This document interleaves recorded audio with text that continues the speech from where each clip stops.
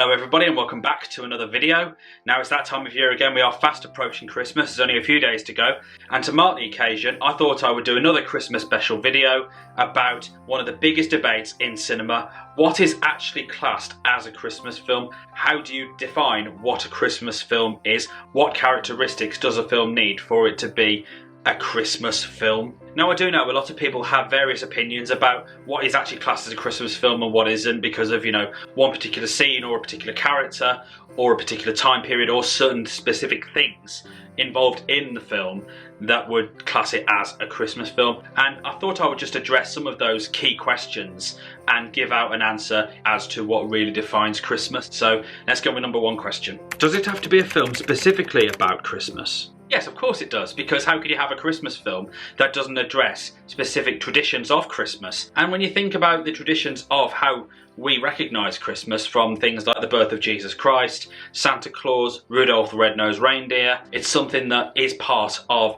a lot of narratives within films, and that's where they are the most obvious Christmas films. But they can also be extrapolated and twisted in different ways. For example, like the Santa Claus series, that's something I remember watching when I was a kid, and that's a film about Santa and his duties, because Santa sadly dies in the film, and then Tim Allen's character, who witnesses that incident, has to take over the role of Santa, and he has certain responsibilities, but it comes at a cost of leaving his family behind. And that film has had a few sequels, and it does directly involve specific Christmas figures, but it does also exaggerate it for the real world. And in a way similar to Arthur Christmas, which follows the exact tradition of Santa dispatching presents on Christmas night, but with a twist that involves technology and other characters. Not to mention the title of the film serves as a reference to Father Christmas, of course being Arthur Christmas. But yes, it's obvious, isn't it, that any film that's about Christmas immediately classifies it as a Christmas film. Does the film have to be set during Christmas? Now this is a funny one, because in many ways yes, but in other ways no. The reason why I say that is because sometimes there are films that are set during a specific time around Christmas, like Christmas Eve, Christmas Day, Boxing Day. Therefore it is technically a Christmas film because it's set during that period, but it also depends to a certain extent on how involved the Christmas traditions are from that particular time within the story. I mean, the Charles Dickens classic novel Christmas Carol is probably the most obvious one, because it is set specifically around a Christmas period, mainly Christmas Eve through to Christmas morning, but it also works in another way in which the tradition of Christmas and the build up to it serves as the narrative flow and structure of the story. Like Love Actually is a key example, because it's all centred around Christmas, the theme of love, which is apparent throughout every single relationship in the film. And that's what Christmas is. It's about love and relationships and family, and that's what that film really shows. It serves as a structure to build the narrative forward. And you could say the same with The Grinch as well, because that film is set 2 days before Christmas and then it finishes on Christmas Day. So it builds up to that moment because the Grinch wants to destroy Christmas. He hates it so much and he's trying to figure out a way of how to cancel it, and in the end he redeems himself, like Scrooge in many ways in Christmas Carol. In fact, it probably is the fantastical version of A Christmas Carol, essentially. And Home Alone as well, which is an interesting one, because that film is something that a lot of people do as part of the Christmas tradition, because they go away on holiday. There's always a sense of enchantment and magic about the film, because a woman leaves her son behind and nobody in the family appeared to notice. And the fact is, a 10-year-old child who fends for himself, he feeds himself, he washes himself, he's living independently, and it's something that is part of the enchantment and the magic of the Christmas tradition. And because Harry and Marv get involved, they try and break in the house, and in the second film they break into the toy chest and try and pursue Kevin and catch him, etc. But the blend of humour and wit and tradition, and I guess familiarity with a lot of families who do go away on holiday over the Christmas period, it's a nice blend of what a Christmas film really is, and that's why Home Alone is up there among the best, in my humble opinion anyway. And the same thing goes with TV specials that we've had over the years, because they are separate from the original TV show. They're also part of it, that serve as like a continuation, and they've been released specifically as a treat. When you think about a certain episode from a TV show that it doesn't necessarily have the Christmas theme, but then the Christmas special does, so it of course has to be set during Christmas. Like for example, all the Mrs. Brown's Boys Christmas specials that we've had over the years after series 3, it's almost like an outburst of them, to be honest. And the Gavin and Stacey one a few years ago, and a few television competition programmes like Strictly Come Dancing, they've always had a traditional Christmas special, and those kind of additional special episodes and shows are what makes Christmas so special, because it's about family time, especially when it's something that people can enjoy and fully appreciate together. That's the whole point of why they do them. And when you look at other films that don't necessarily involve Christmas as such, they're just set coincidentally during that time period, like It's a Wonderful Life. A large portion of the film is set during Christmas Eve, in which George finds out he's going bankrupt and he considers suicide, and Clarence the Angel shows him on Christmas Eve what life would be like if he never existed, and he sees that as a gift, and he goes back to his family and it's Christmas and everyone says Merry Christmas, George. It's got the Christmas tree, the angel bells and all those things.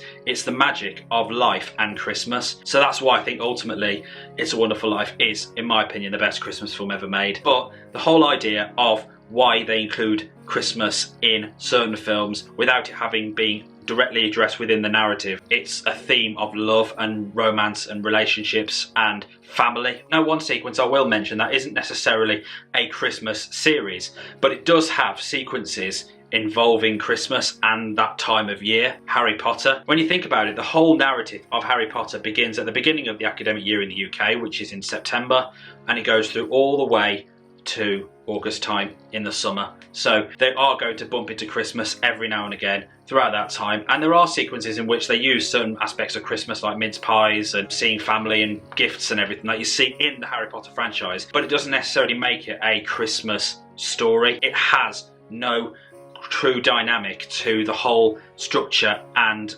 scale of the story. It's just a sequence that's in it, and that's it really. Does it need to be part of a particular genre? And does it have to be child friendly?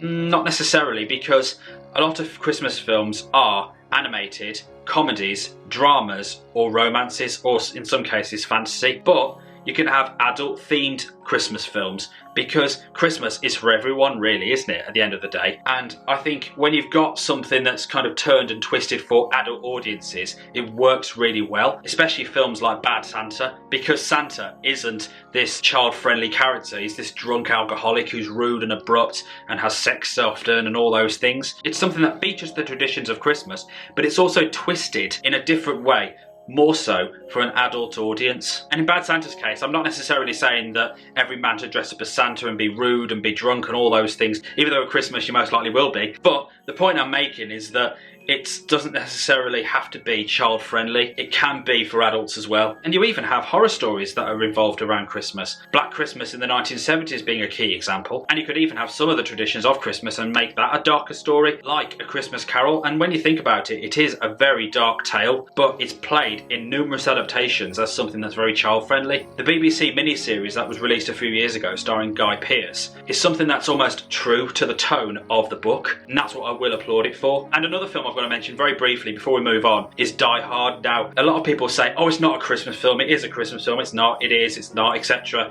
You know, the debate goes on and on and on. Ultimately, for me, it is 100% a Christmas film. No, it doesn't have Santa, no, it doesn't have elves, no, it doesn't have Rudolph, no, it doesn't have certain moments of families warming up by the fire, by the Christmas tree. It's set on Christmas Eve, in which a large premise of the story involves a terrorist group infiltrating a party that's celebrating Christmas. Basically, they're intruding on a Christmas party, and in many ways, characters make reference to the tradition, not just by saying Merry Christmas or Happy New Year, but even when they kill somebody. And not to mention, the final scene and line in the film references Christmas, in which it says, if this is their idea of Christmas, I've got to be here for New Year's. And the film ends with the traditional Christmas song, Let It Snow, in the background. And like I said, I don't think it necessarily means that Christmas films and TV shows have to be made for families and for kids, but they can appeal to adults as well. What about snow? Is that relevant? Now, this is something that really gets on my nerves, and my answer is simple. Just because it's got snow in it doesn't make it a Christmas film. Yes, snow is associated with Christmas because it's during the winter period, unless you're in England when it snows in April. But the point I'm making is that snow is almost commercialised as a Christmas thing, when it's almost like a backdrop, and it's what's in the story that counts. The amount of times I've seen TV programmes and people talk about how Frozen is a Christmas film. It's not. It's got snow in it, but it's not associated with Christmas. That's like saying Twilight is a scary horror story just because it's got vampires in it. It's like me with this Christmas jumper I've got on now. It's got Star Wars on, and you know, it's got all the traditions of Christmas on it, but it doesn't necessarily make it a Christmas specific franchise, right? It's just been made and commercialised as part of it. But back to Frozen, there's barely any mention of Christmas in the film at all. And not to mention, it's actually set during the summer because Elsa turns the kingdom into winter. So I think if there was a particular sequence that does have Christmas involved in it, I would think, yeah, fair enough. But just because it's got snow in the story and ice, it doesn't necessarily mean that it's a Christmas film. People seem to think it's a great Christmas film, and it just isn't. Yes, you'd probably sit down and watch it comfortably with your family around Christmas, but the story itself doesn't involve it at all. And another example is Misery, because that film does have a lot of snow in it, but it has absolutely nothing to do with Christmas, because at the beginning of the film, Paul Sheldon drives his car, he crashes it, and it is obviously during the winter period because of the snow. There's no mention of the Christmas tradition in the film, and that's the point I'm making again. It's just ultimately because of the weather conditions. If the story involved Paul finishing his novel and driving to see his family for Christmas, or if it was Annie and Paul having dinner together on Christmas Day, then I would probably think, yeah, it's a Christmas film, but there's no mention of it whatsoever, and that's why it's not classed as it, just because it's got snow in it. And I know snow is a tradition of certain aspects of how people celebrate Christmas, especially as far as commercials are concerned, but it doesn't mean it is a Christmas film. Now, as I've gone into a bit more depth as to what a Christmas film is, I've just noted a few points that summarise what a Christmas film is. 1, it needs to be about Christmas. 2, it needs to be set around Christmas. That's long enough for it to be classed as a Christmas story. 3, Christmas themes that are an integral part of the telling of the story. And 4, although associated with winter, snow doesn't necessarily mean that it is a Christmas story. So, how would you define a Christmas film? Are there some films in this video that I've mentioned that you agree or disagree with? What are your favourite Christmas films? Let me know in the comments below, and as always, if you're going to enjoy this video, then please hit the like button and subscribe for more, and have a notification bell tick so you're notified when I upload a new video, and I'll catch you in the next one. And I wish you all a Merry Christmas and a Happy New Year. Take care, everybody.